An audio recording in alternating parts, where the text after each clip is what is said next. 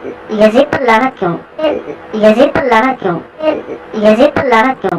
अस्सलाम वालेकुम दोस्तों, एक मुस्लिम भाई ने मुझसे क्वेश्चन किया था कि यजीद के बारे में आपका क्या ख्याल है और इसके ऊपर लानत क्यों की जाती है। तो आज की वीडियो इसी टॉपिक के ऊपर है। तो चंद मिनट मेरी उसके साथ बात हुई है भाई के साथ, तो मैंने सोचा कि ये बात आपके साथ भी शेयर कर दूं।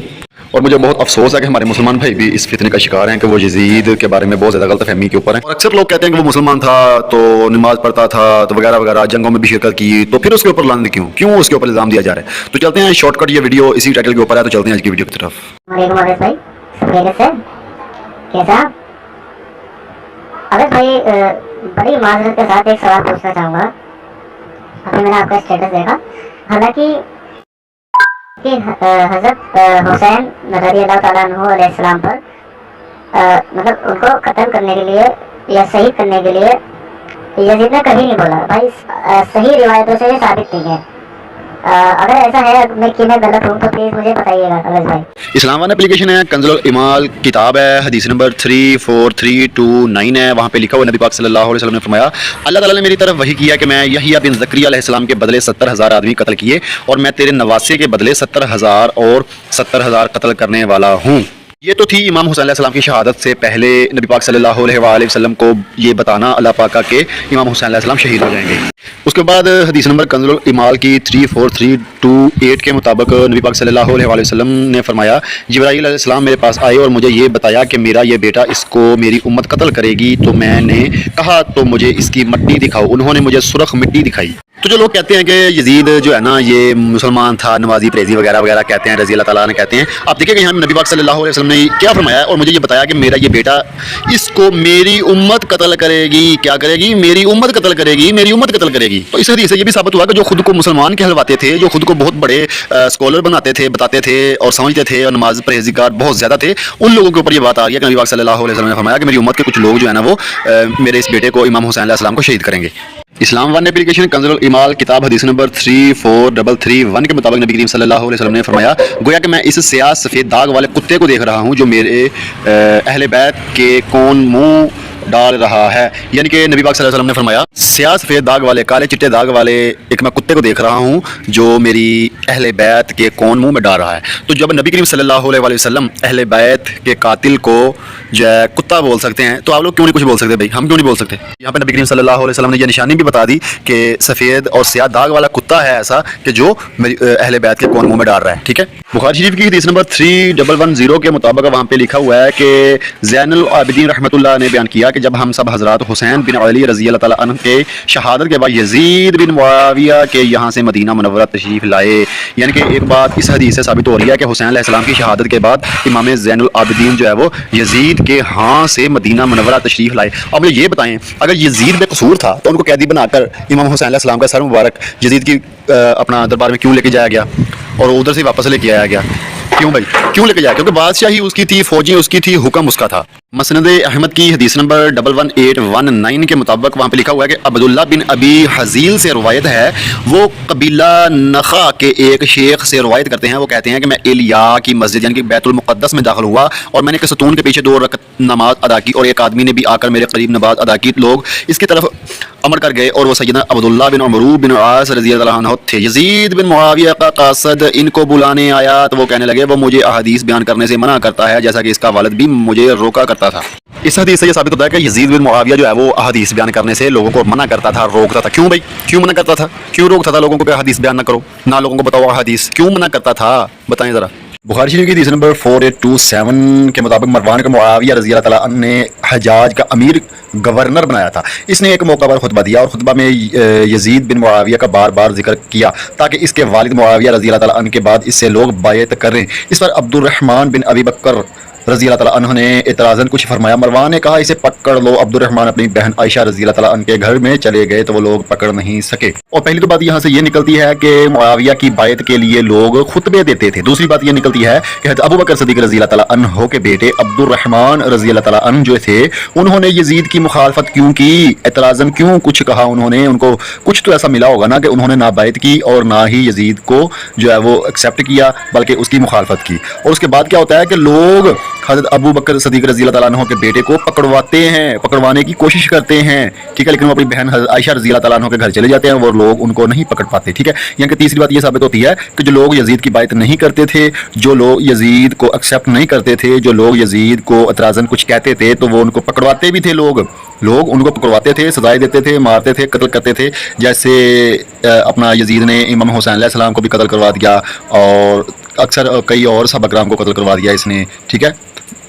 ابن ابی شیبہ حدیث نمبر 31207 کے مطابق حضرت سالم فرماتے ہیں کہ جب لوگوں سے یزید بن معاویہ کے لیے بیعت لی جا رہی تھی، اس دوران مروان کھڑا ہوا اور اس نے کہا کہ یہ حضرت ابو بکر صدیق رضی اللہ تعالیٰ عنہ کا مثالی طریقہ ہے۔ حضرت عبد الرحمن بن ابی بکر کھڑے ہوئے اور فرمایا کہ یہ حضرت ابو بکر کا طریقہ نہیں، اور انہوں نے تو اپنے اہل و عیال، اپنے قبیلے کے لوگ چھوڑ دیے تھے، اور بنی عدی بن کعب کا ایک آدمی کو دیکھا کہ وہ سب کام کا سب سے زیادہ اہل ہے، اس کے ہاتھ پر بیعت کی تھی، ٹھیک ہو گیا جی۔ یعنی کہ یہاں پر بھی حضرت ابوبکر صدیق رضی اللہ تعالیٰ عنہ کے جو بیٹے تھے عبد الرحمن جو تھے وہ یزید کی مخالفت پر تھے، یزید کو انہوں نے بھی ایکسیپٹ نہیں کیا، اور انہوں نے یہ بتایا کہ یہ جو یزید کا طریقہ ہے وہ میرے باپ ابو بکر کا صدیق رضی اللہ تعالیٰ عنہ کا طریقہ نہیں ہے، یعنی کہ ابو بکر صدیق رضی اللہ تعالیٰ عنہ کا وہ طریقہ نہیں تھا جو یزید کا طریقہ تھا۔ آپ دیکھیں کہ ابو بکر صدیق رضی اللہ تعالیٰ عنہ کو جو ان کی زندگی کے بارے میں پتہ چلتا ہے وہ بہت اچھا طریقہ تھا، اس کا مطلب اس کے برعکس، اس کے الٹ، اس کے مخالف یزید کا طریقہ تھا، ٹھیک ہے، تو اس لیے انہوں نے بھی مخالفت کی۔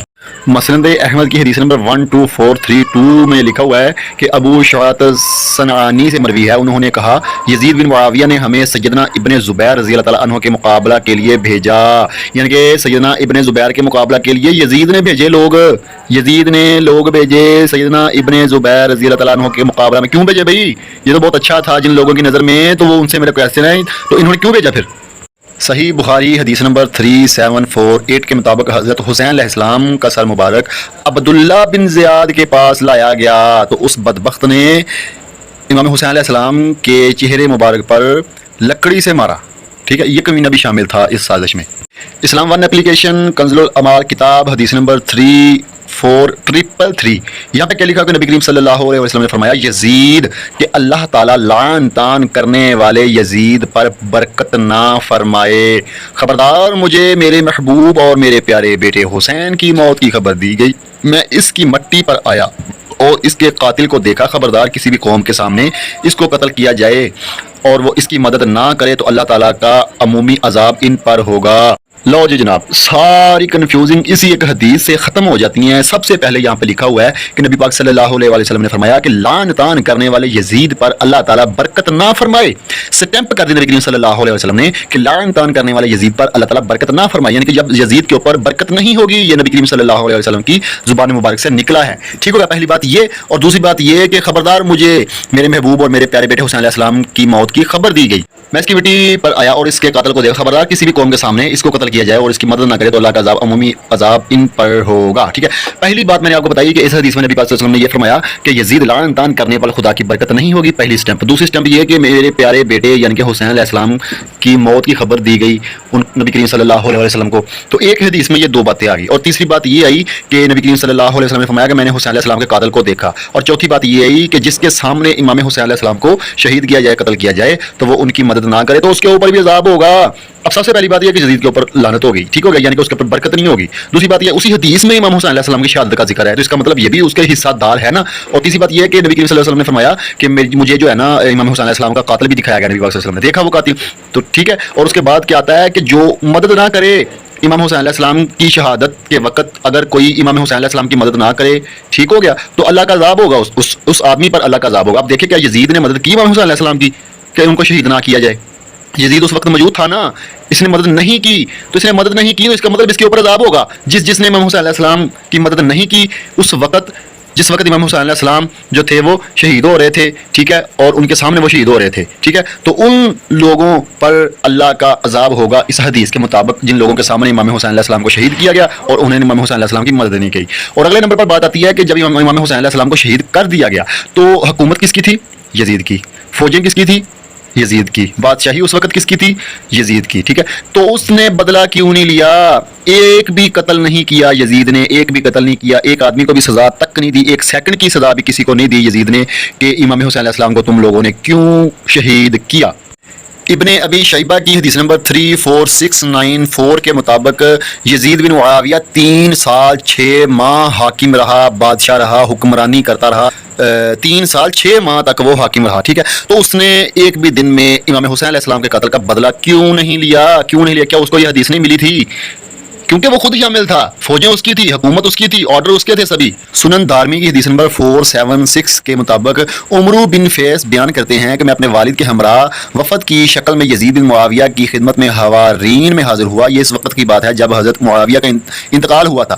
ہم نے یزید سے تعزیت کرنی تھی اور اسے خلافت کی مبارکباد دینی تھی. ہم نے دیکھا ایک شخص مسجد میں یہ کہہ رہا ہے، خبردار، قیامت کی نشانیوں میں ایک یہ بات بھی ہے کہ برے لوگوں کو چڑھا دیا جائے گا اور نیک لوگوں کو اٹھا لیا جائے گا. خبردار، قیامت کی نشانیوں میں ایک یہ بات بھی ہے کہ باتیں کی جائیں گی اور عمل ترک کر دیا جائے گا. یہاں پہ صاف صاف لکھا ہوا ہے کہ عمرو بن فیس بیان کرتے ہیں کہ وہ اپنے والد کے ساتھ یزید کے پاس گئے تھے. مفہوم بیان کرنے لگا ہوں کہ یزید کو مبارکباد دیں کہ وہ بادشاہ بن گیا ہے، وہ خلیفہ بن گیا ہے، اس کی بیعت کی جا رہی ہے، تو اس کو مبارک دینے کے لیے گئے. جب وہ مسجد میں گئے تو ایک آدمی کیا کہہ رہا ہے، خبردار، قیامت کی نشانیوں میں ایک نشانی ہے کہ برے لوگوں کو چڑھا دیا جائے گا اور نیک لوگوں کو اٹھا لیا جائے گا. آپ دیکھیں کہ یہاں سے یہ ثابت ہوتا ہے کہ صحابہ کرام کا خلفائے راشدین جو تھے وہ اس دنیا سے پردہ فرما چکے تھے، اور وہ جو برا تھا نا، یزید برا تھا، وہ اس کو چڑھا دیا جائے گا، یعنی کہ اس کو بادشاہ بنا دیا جائے گا. تو آلریڈی انہوں نے بادشاہ بنا دیا. یہ قیامت کی نشانیوں میں ایک نشانی تھی اور یہ پوری ہو گئی، ٹھیک ہے. ابن ابی شیبہ حدیث نمبر 31215 کے مطابق حضرت محمد بن منقدر فرماتے ہیں کہ ابن عمر کو یہ پیغام پہنچایا کہ یزید بن معاویہ کے لیے بیعت لی جا رہی ہے. آپ نے فرمایا اگر یہ خیر ہوئی تو ہم راضی ہو جائیں گے اور اگر یہ شر ہوا تو ہم صبر کریں گے. یعنی کہ حضرت عمر فاروق رضی اللہ عنہ کے بیٹے سے یہ پیغام ان کو پہنچا کہ یزید کے بارے میں جو ہے نا بیعت لی جا رہی ہے لوگوں سے کہ اس کا ساتھ دو، اس کو ووٹ دو. تو آپ کے بیٹے فرماتے ہیں کہ اگر یہ خیر ہوئی تو ہم ان کا ساتھ دیں گے، راضی ہو جائیں گے، بیعت کر لیں گے. اگر یہ شر ہوا تو ہم صبر کریں گے، ٹھیک ہے. دوستو یہ تھی مختصر طور پر بات جو میری اس بھائی سے ہوئی ہے واٹس ایپ کے اوپر یزید کے بارے میں. تو ان کے آپ کمنٹ چیک کریں وہ کیا کہتے ہیں، یہ دیکھیں، ٹھیک ہے. اور وہ شکر ہے اللہ کا کہ وہ مان گئے اور ان کو سمجھ آ گئی میری جو میں نے ان سے باتیں کی اس بارے میں، اس ٹاپک کے بارے میں. چند منٹ بات ہوئی ہے میری ان کے ساتھ اور الحمدللہ ان کے ذہن میں بیٹھ گیا، ان کو پتہ چل گیا کہ یزید کون تھا، کیا تھا اور اس کا کیا قصور ہے، ٹھیک ہے. کیونکہ سر جو حکمران ہوتا ہے نا تو اپنا اس کے جو ہے نا ذمے ہوتا ہے کہ نجائز کوئی قتل نہ ہو، کوئی چوری نہ ہو، نجائز کوئی بھی برائی نہ ہو، زنا نہ ہو. یہ حکمران کے ذمے ہوتا ہے کہ اس نے سزا دلوانی ہوتی ہے. آپ دیکھیں جب امام حسین علیہ السلام کو شہید کیا گیا تو اس وقت یزید کہاں تھا؟ سو رہا تھا. فوجیں اس کی تھی، حکمرانی اس کی تھی، ٹھیک ہے. ابھی یہاں پہ کوئی قتل ہو جائے تو کیا گورنمنٹ کوئی پولیس وغیرہ کا گورنمنٹ جو ہے جو حکمران ہے، تو اگر کوئی نجائز قتل ہوئے یہاں پہ تو پولیس یا گورنمنٹ جو ہے حکمران جو ہے اس کا ساتھ نہیں دیں گے، اس کا بدلہ نہیں لیں گے، اس کے قاتل کو جو ہے نا قید خانے میں جیل میں نہیں ڈالیں گے نا. زیادہ سے زیادہ اگر کم سے کم کچھ بھی نہ کرے، کم از کم اس کو قید ہی کر لیں گے. تو امام حسین علیہ السلام کے قاتلوں کو یزید نے کیوں نہیں قید کیا؟ کیونکہ سازش ہی اس کمینے کی تھی. پولیس بھی، فوجیں بھی اس کی تھی، حکومت بھی اس کی تھی. اور وہاں پہ ہوا کیا تھا؟ وہ کہتا تھا کہ میری بیعت لو، امام حسین سے میری بیعت لو، لیکن آپ نے انکار کیا. سب سے بڑی بات میں آپ کو بتاتا ہوں کہ امام حسین علیہ السلام نے یزید کا انکار کیوں کیا. کیونکہ وہ برا تھا، شرابی تھا، کبابی تھا، ٹھیک ہے نا، وہ بہت برا تھا، ٹھیک ہے.